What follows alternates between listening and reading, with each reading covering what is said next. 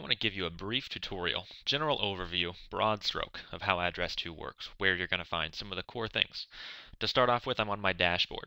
My dashboard contains, if you've set up your Google Calendar here, which would sync with Outlook as well, a list of tasks coming up. You can see I've got several past due, which is why they're red. Projects, if you have the Project Manager plugin.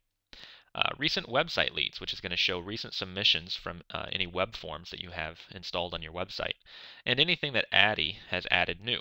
Now, many of these things you may have questions about in and of themselves, like Addy and website contact forms, and you can go and watch those tutorial videos to get more detail as to how that takes place. Now, one of the things I want to show you is that AddressTwo is contact-centric. So that means if I wanted to add tasks or record history or send campaigns, really everything is going to start with contacts. So let me start in the upper right-hand corner. Accounts and contacts. This is first and foremost a contact manager. If I wanted to search for someone, I can type in a name, I can type in a zip code, I can type in a phone number. It will find matches based on those contact-specific identifiers. Here's everyone with that phone number. This is Chad and myself, Chad being the developer, me the owner of the company. So we've got ourselves in here several times as we've been testing the software. Now this is the search results screen. What do you find on the search results screen? Again, quickly, over on the right is where you're going to find most of your actions. We can record a history entry. We can assign a task. We can add this person to a campaign. We can send a postcard. Like I said, if you wanted to do any of those actions, everything starts with the contact. So we would look up the person or persons, and I'll show you that in a moment, in order to do something with it. The other options you have are to view this person, to go in and do more information. So this is going to view the entire account. We have an entire video devoted just to this view. This is the account view. This is where you find all the details that you can possibly find about this customer, or this account, excuse me.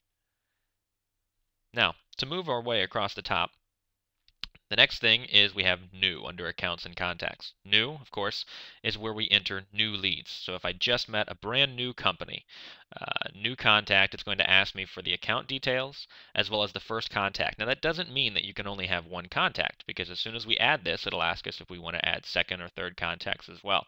But this is just putting in a new information. Browse is going to browse everyone in my database. Okay, it's very non-specific. I use it very little, to be honest with you, but some people like to browse page by page. I have 14,000 contacts found and 14,300 different accounts, which is why browse is pretty non-functional for me. So what I use is query. I'm going to skip over lists for a minute and give you a quick idea of how queries and lists are different. Query allows me to be more specific. I come in, and in the basic query builder, I can say things like, I want to find everyone where city is Indianapolis and status is customer. General idea, I can add criteria to filter down that list of 14,000 to just 96. This is more specific.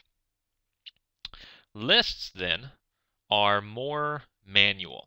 For example, a list would be incubators. Incubators is a board that I once served on, so all the members of that board are on a list for me.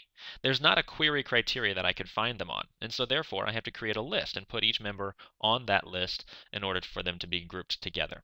So that's how we search through our accounts and contacts. Moving on, under activity, you can see we have tasks, history, and our calendar. Quick comment about the calendar. Our calendar is completely integrated, completely dependent on the Google Calendar. If you don't currently have a Google Calendar account, it's very easy. All you need to do is go create a free Google Calendar account, and you can find out how to do that clicking on Admin and Google Tools. So our calendar is simply a manifestation of the Google Calendar, which is a free tool available to you. Tasks and history. Now, let me make a comment.